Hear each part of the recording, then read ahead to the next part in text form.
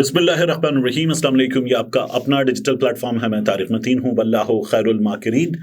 अल्लाह सबसे बेहतर तदबीर फरमाने वाला है। वही बचाएगा मेरे देश को बलाओं से, जो बारिश में शजर से घोंसला गिरने नहीं देता।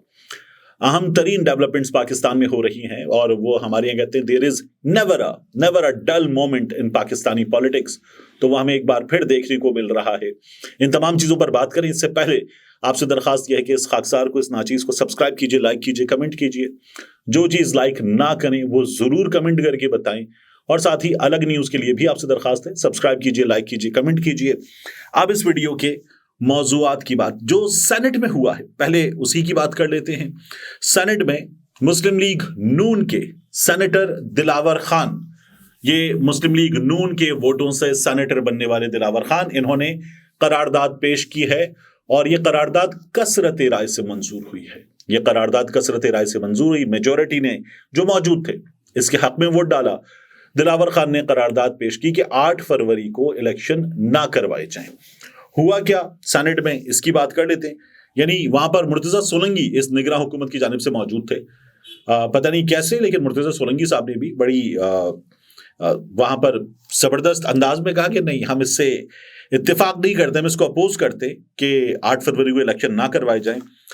हुआ क्या है, दिलावर खान ने करारदाद पेश की और करारदाद में मौक़िफ़ इख्तियार किया कि खैबर पख्तूनख्वा और बलूचिस्तान में सिक्योरिटी फोर्सेस पर हमले हुए हैं।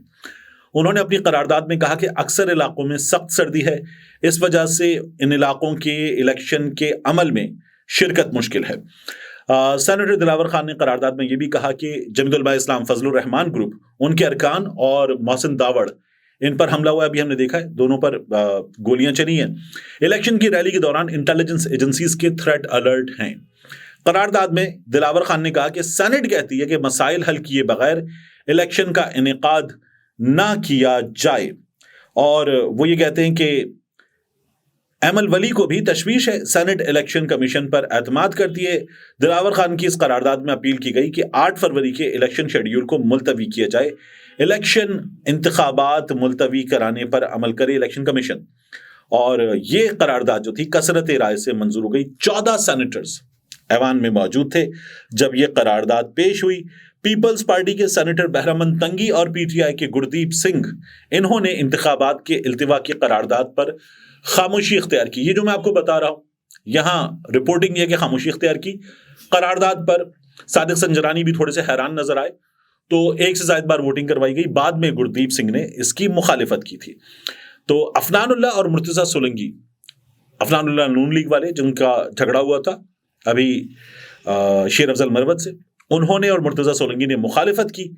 और अफनानुल्लाह ने ऐवान बाला में खिताब करते हुए कहा कि मैं सेनेटर दिलावर खान की वजूहात जो हैं इनको दुरुस्त करना चाहता हूँ। मुल्क में सिक्योरिटी की हालत ठीक नहीं, लेकिन 2008 में 2013 में हालात इससे ज़्यादा ख़राब थे। 2008-2013 में क्या हुआ था आपको अंदाज़ा। 2008 में मोहतरमा बेनज़ीर भुट्टो शहीद, हमने उनका सानेहा सहा था। उसके बाद जो आग लगी थी हमने वो भी देखी थी। हालात ख़राब थे और इलेक्शन हुए थे, हालात ठीक ठाक ख़राब थे। फिर 2013 तो हालात बहुत ज़्यादा ख़राब थे। तहरीक तालिबानी पाकिस्तान, कल अदम तहरीक तालिबानी पाकिस्तान, उन्होंने ऐलान कर दिया था कि हम 3 जमातों को, इन 3 जमातों में लेफ्ट की जमातें थी ना, पाकिस्तान पीपल्स पार्टी को, MQM को, ANP को, इंतखाबात में हिस्सा लेने नहीं देंगे। कराची में बड़े धमाके हुए थे, खैबर पख्तूनख्वा में बड़े धमाके हुए थे, लोग जानों से गए थे। और साथ ही उन्होंने कहा था हमें गारंटी चाहिए 3 जमातों की। और ये राइट की जमातें थी, इनमें नून लीग भी शामिल थी, इनमें जमात इस्लामी भी शामिल थी और इन जमातों में पाकिस्तान तहरीक इंसाफ भी शामिल थी। और ये कहा गया था कि हमें इनकी गारंटी चाहिए। इलेक्शन बहरहाल हो गए थे, मुस्लिम लीग नून की हुकूमत बन गई थी। बहुत खराब हालात में इलेक्शन हुए थे। तो अफनानुल्लाह उसका हवाला देते हैं। अफनानुल्लाह साहब भी कहते हैं कि सिक्योरिटी का बहाना करके इलेक्शन मुलतवी करेंगे तो फिर कभी इलेक्शन नहीं होंगे। दुनिया भर में इससे ज्यादा बुरे हालात में भी इलेक्शन होते हैं, क्योंकि इलेक्शन जमहूरी अमल का बुनियादी हिस्सा है, ये उसकी बुनियाद है। और ये बुनियाद जो है ये सीधी होनी चाहिए, तो इमारत सीधी होगी। हमारे यहाँ वैसे ही इस वक्त ये जो बुनियाद है इसको टेढ़ा किया जा रहा है, इसको तोड़ा जा रहा है, इसकी ऐसी की तैसी की जा रही है। बुनियाद में जो है वो बाकायदा डायनामाइट रखे जा रहे हैं। ये सब कुछ हो रहा है। तो सेनेटर अफनानुल्लाह ने कहा कि इलेक्शन फिर कभी भी नहीं होंगे। उन्होंने सवाल उठाया क्या दूसरी जंग अजीम में बरतानिया और अमेरिका ने इलेक्शन मुलतवी किया था। अफरान उल्लाह ने ये कहा कि मौसम का बहाना बनाया जाता है जिसके बायस फरवरी में 2 मरतबा इलेक्शन मुलतवी हो चुके हैं।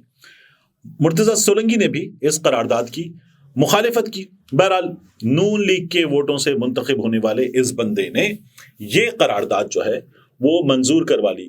अब जब आप हर बार कहते कि उमर नियाजी गए थे आरोज के खिलाफ, इलेक्शन के खिलाफ नहीं, इलेक्शन की डेट के खिलाफ नहीं, आरोज के खिलाफ, और वो आरोज क्या कर रहे थे हमने देख लिया। अब उनके मुंह पे उनके फैसले पड़ रहे हैं जन्नाटेदार थप्पड़ की तरह।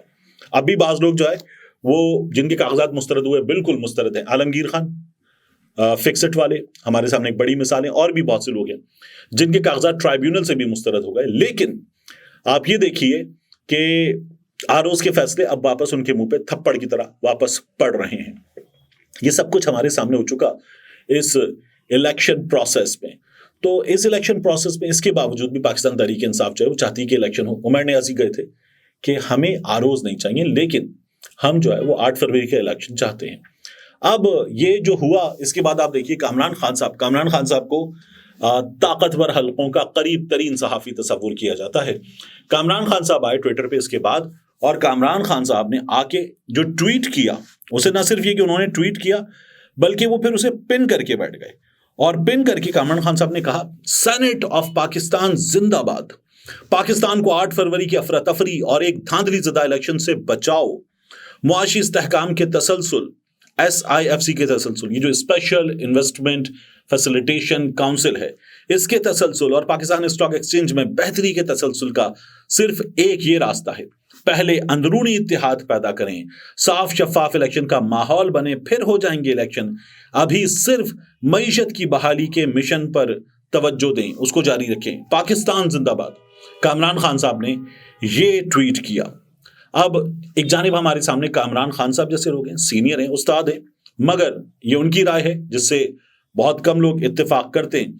दूसरी जानिब मजहर अब्बास साहब जैसे लोग हैं जो सहाफत के शोबे में कामरान खान साहब से ज्यादा तालिब इल्म रखते हैं, कमोबेश उतना ही तजुर्बा रखते हैं, मगर सहाफत के शोबे में ज्यादा नाम रखते हैं। मजहर अब्बास साहब, उन्होंने कहा, shame on Senate to pass such a resolution against holding of elections.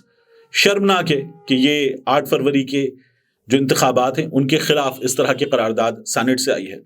फिर आगे ने लिखा, who are you mister dash, dash डाला हो बाकायदा कि तुम हो कौन। उसके आगे उन्होंने लिखा, elections in the past were held in worst situation like in 2013। इस ज्यादा खराब हालात में मुल्क में इलेक्शन हुए हैं जैसे कि 2013 में हुए थे, when ANP, PPP and MQM became the target. तो ये हमने देखा ही था, अभी मैंने आपके सामने इसकी तफसीलात भी रखी। Many leaders and workers were killed, तो हम बात हुई, मगर उसके बावजूद इलेक्शंस हुए। ये राय है मजहर अब्बास साहब की। तो इलेक्शन होने चाहिए। हमारे यहाँ इलेक्शंस जो हैं वो मुसलसल मजाक बने हुए हैं। 2 सूबों में निगरां हुकूमतों को साल होने वाला है, और जो 2 सूबे हैं बाकी के, सिंध और बलूचिस्तान, उनमें और मरकज में काकड़ सरकार, ये भी गैर आईनी, गैर कानूनी, जायदुल मियाद, नाजायज हुकूमतें बन चुकी हैं, 90 दिन से कहीं आगे जा चुके, और मुसलसल लपेटने की कोशिश हो रही है इलेक्शन के प्रोसेस को। कोई जरूरत नहीं है।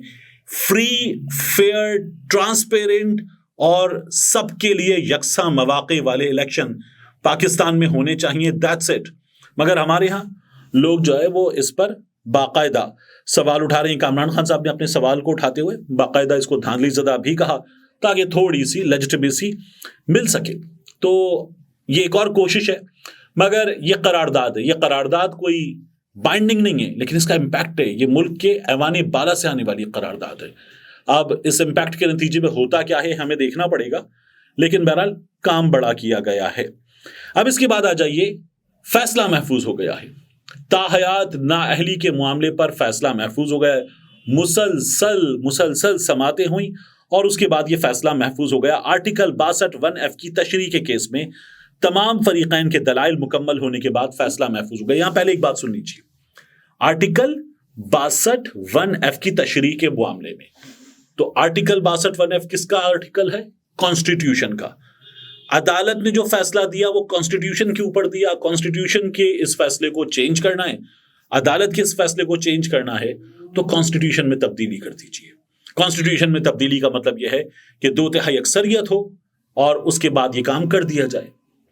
یہ کام ابھی نہیں ہو سکتا.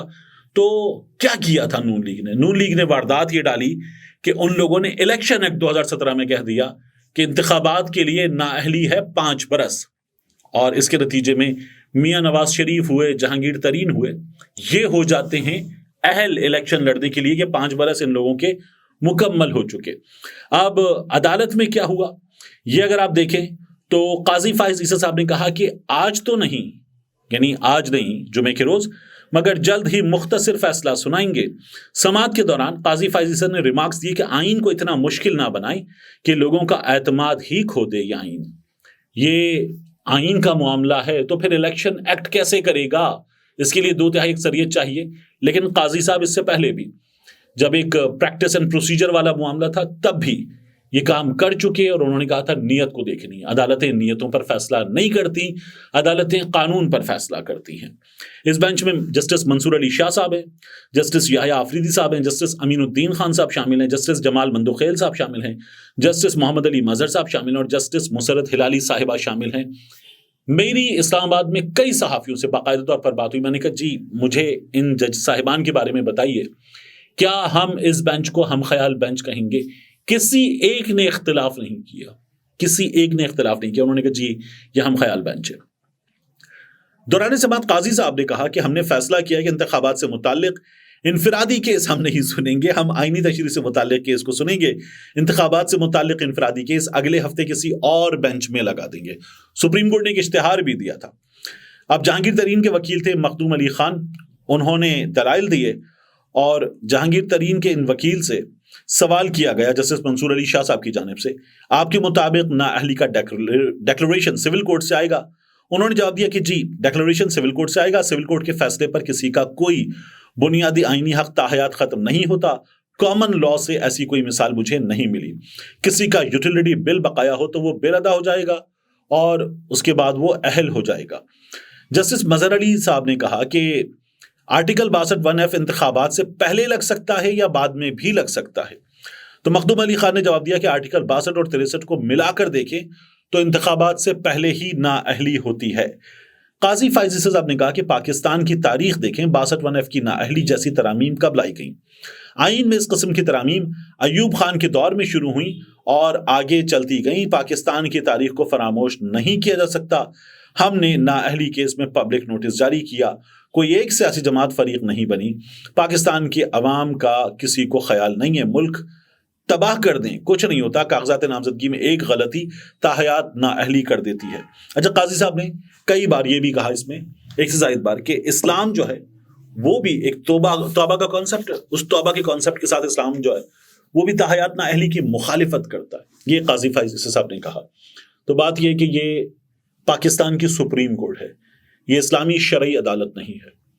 کیا یہ شرعی عدالت کی طرح یہ عدالت چوری کے معاملے پر، کرپشن کے معاملات پر، دیگر معاملات پر اسلامی قوانین کے تحت فیصلے کرتی ہے؟